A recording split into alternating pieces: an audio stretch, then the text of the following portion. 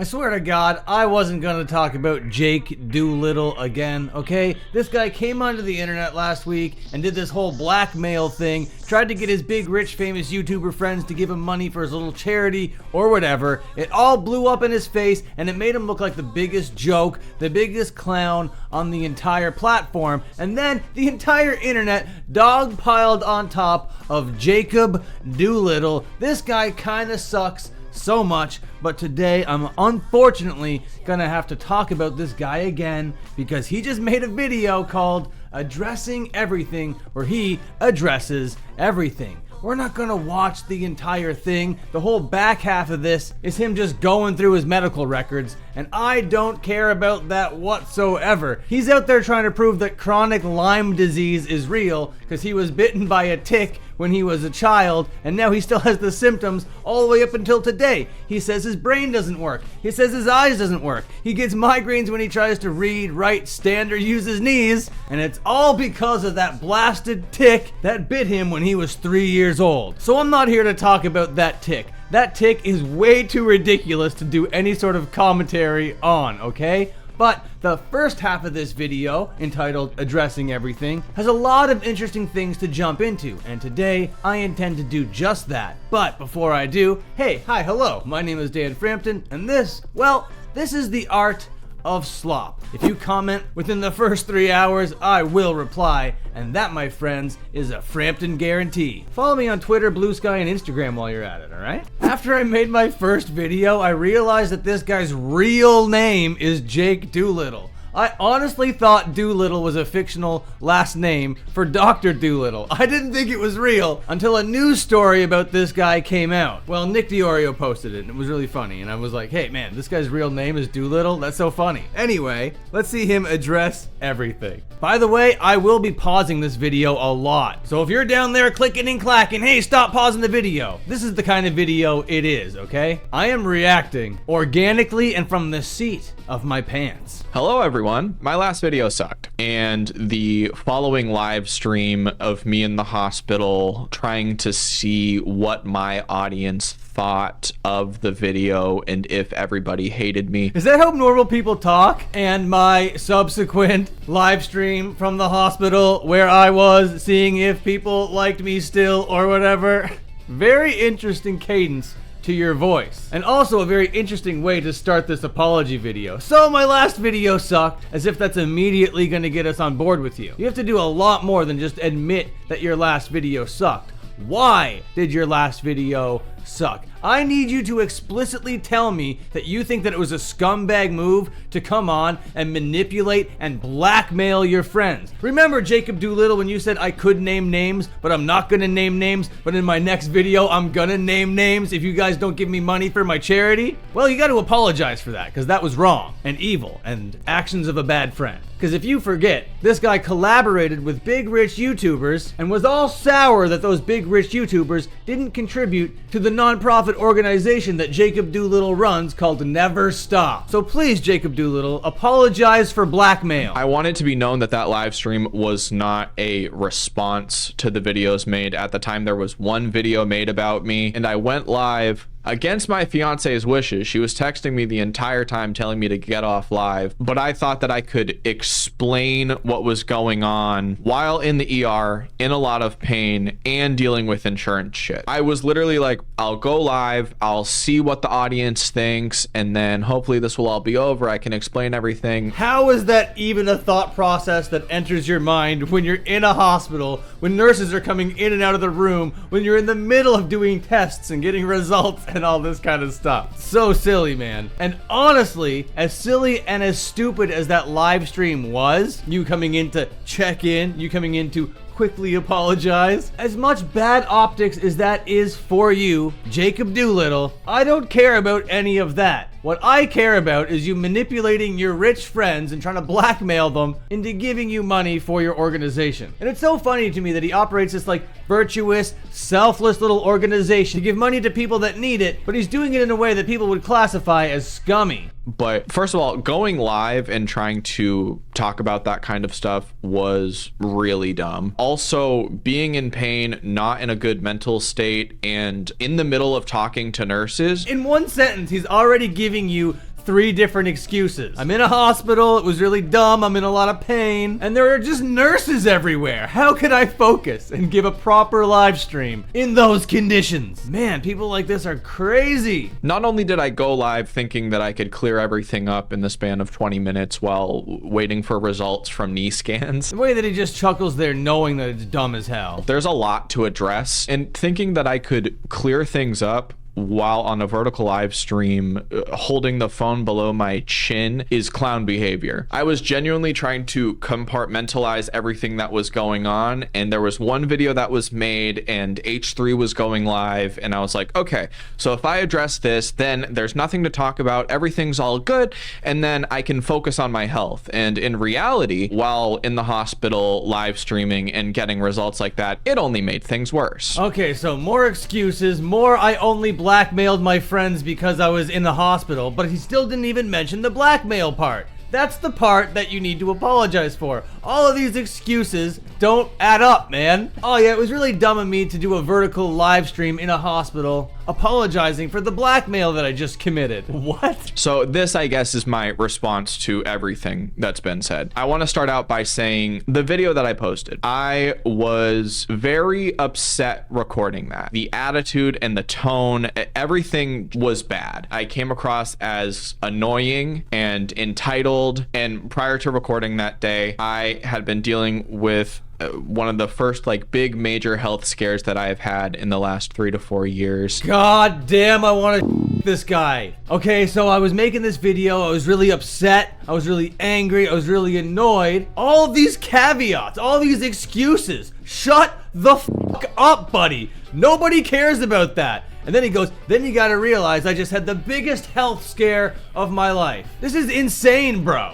Since I've started YouTube, my health has been somewhat okay. You're just trying to get sympathy. You're trying to bait people into feeling bad for you and getting this guilt just because it worked for you your entire life because your little knees hurt so much. What the fuck is this, man? You can't pull this on the internet. Only had 1 or 2 surgeries in the last 3 to 4 years. Oh my god! I've only had 1 or 2 surgeries, maybe 3 or 4, could have been 11 on my knees. I don't care. Why did you blackmail your rich, famous YouTube friends? Whereas prior to that, there was a lot more and a lot more doctor appointments, and I felt much worse. I was kind of riding a high of feeling okay. And then I started to get pains that mimicked a lot of what I felt prior to the first round of my surgeries. So I was on the phone with my surgeon and insurance. All of this personal health stuff, bro, stop it. I understand that you have sore knees and you have a hard time seeing and you get these migraines and you're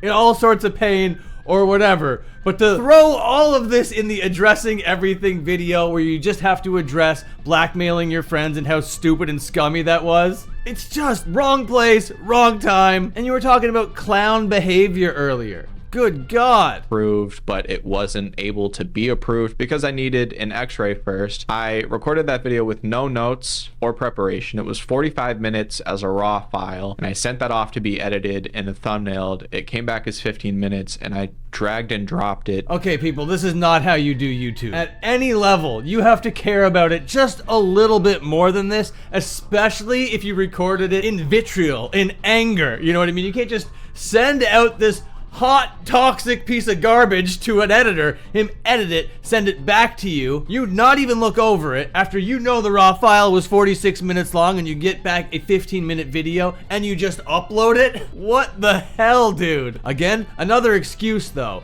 I was just in so much pain, guys, that when I got the file, I couldn't watch it. Too much pain. I wasn't in too much pain to record it, definitely not, but too much pain to review it after I got it back from my editor. Oh, my poor little eyeballs. Oh, they hurt so much when I read. Attached the thumbnail and said it, which was probably one of the worst choices I could have made, but I think that's kind of where my mind was at the time. I had also been declined for disability insurance because since I'm self-employed, I don't meet the requirements. Brother, when does the guilt trip stop and when do you start addressing everything? I don't feel bad for you. Get coverage for a house in the middle of the ocean, trying to get like flooding insurance. That also added to my stress, because if I end up going through another period of time where I'm very sick. Are we just talking about flooded houses now, and you're worried about not getting insurance to cover your flooded house?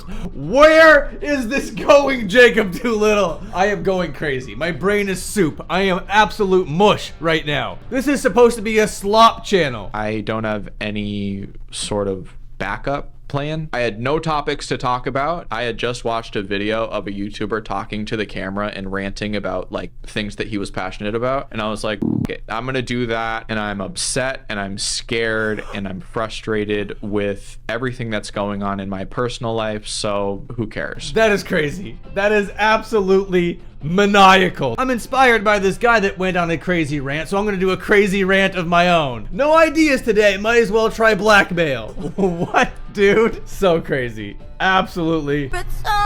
Okay, buddy, continue, please. What else do you got for me? There's a lot of the stuff that I was saying in that I still stand by, where, you know, I want never stop to work. Like, all the basics of it are still very true, but then in my anger, I would say things like, if after a month nobody ends up donating, then I'm gonna have to talk about the people who have declined to donate. And that's fucking stupid. That was me trying to be like, this is how hard I'm trying to make things work. And in reality, it came across as, you know, I have a bunch of rich people who I know. Why don't they give my charity money? Yeah, dude, that's the blackmail piece of this puzzle. It's more than just silly. It's more than just dumb. It is blackmail. And you don't seem overly remorseful for the blackmail over here. I haven't been happy with the way that we haven't been able to up the amount of money given over time. And we are only getting more and more applicants, and we don't have the finances to give out more money to more people. Also, because videos that I've been posting haven't been getting views, and I'm freaked about not being able to post or make money. Oh man, because I'm a loser that nobody cares about, because I don't get views anymore. Good God. It's almost like you're not popular enough to have started this not-for-profit organization, Jacob Doolittle. It's something to post. It's not going to get views anyways, but I might make $100 off of it. And that was also really fucking stupid. I had been telling myself, like, I'm going to post every 2 to 3 days. I think it was on day 2 or 3 that I hadn't uploaded, and I was like, I have to do something. Let me just do this. It was the worst decision I could have made. It was the worst decision I could have made. Back is up against the wall. I just got to make a video about something. Drew Gooden, give me $3 million. What? If it speaks to what my mindset was, I posted that video genuinely not thinking anyone would see it, because our website is not functioning at all. That's a lie. Come on, what do you mean you posted that video not expecting people to see it? You put Cody Co and I'm Alex in the thumbnail. You tried to get this out to people. What is this yarn you're weaving over here, buddy? I also didn't think that would get views or attention, because I made statements in that video that needed context that I didn't give. Like, I assumed that this was going to be to my core audience.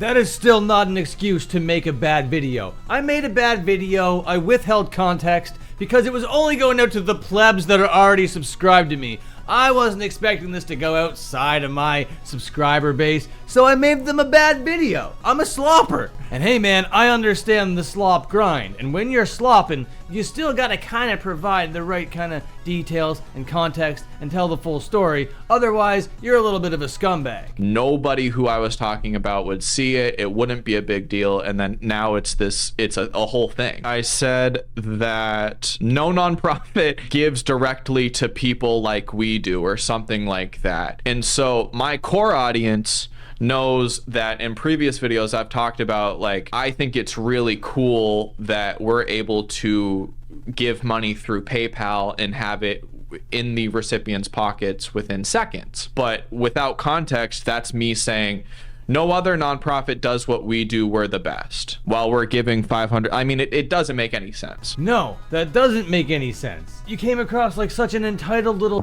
bag, and to me it doesn't sound like you realized how entitled you sounded when saying that kind of stuff. It sounds to me like you watched some videos about people criticizing you, and you're just parroting their talking points about you, which is really strange. No other YouTuber is posting as much as I am or something. Yeah, what was that all about? No other YouTubers posting as much as you are. Come on now. Tell me more about that. First of all, that's just completely false. With context, I was trying to be like, all of my mutuals who I've been friends with for a while, I mean, they upload, like, basically they upload once a month. And I'm working so hard. They only upload once a month. I'm working so hard over here. What? Come on now. In reality, these people are putting a bunch of effort into their content, and I'm not. That's why I can put shit out like that. I did take notes for this video. Yeah, it's because you're a slopper. Just admit that you make slop. It's fine. The reason why I ended up talking about how no influencer has donated to Never Stop is, out of all of those stories that I told of